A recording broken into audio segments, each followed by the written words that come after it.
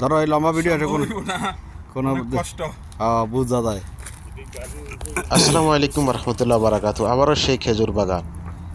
গত কিছুদিন আগে আমার পেজে আরেকটা ভিডিও আছে এই খেজুর বাগান নিয়ে। গত বছরে যখন আমরা ভিডিওটা দিই তখন এখানে প্রচুর খেজুর ছিল। এখন পুরো এলাকাটা সবুজে শ্যামলে ছিল, যেহেতু এখানে অনেক পানি দেওয়া ছিল, চর্চা করা ছিল। বর্তমানে যখন আমরা এখানে খেজুর খাইতে যাই তখন দেখি যতগুলো গাছ আছে একটা গাছ ছাড়া সবগুলো গাছেই কোনো খেজুর ধরে নাই। তো যেহেতু আমরা খেজুর খেতে গিয়েছি, খেজুর খেতেই হবে।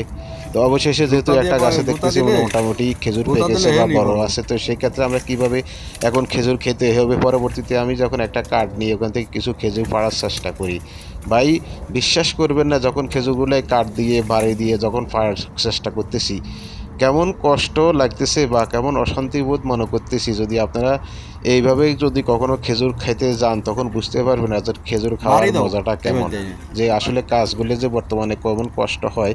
যদি আমি এই কাজটা এভাবে না করতাম তাহলে আমি নিজে হয়তো কখনো এভাবে বুঝতে পারতাম না।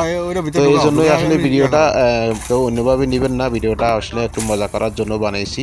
বাকি ভিডিওগুলো দেখেন, অবশ্যই আপনাদেরকে ভালো লাগবে।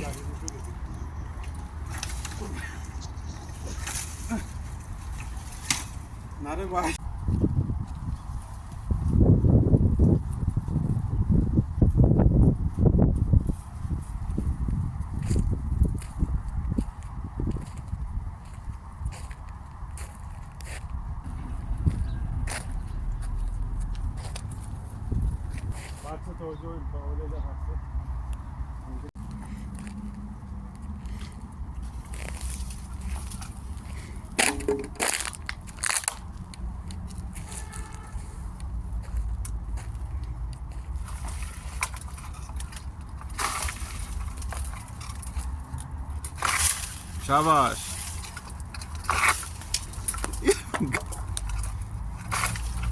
এই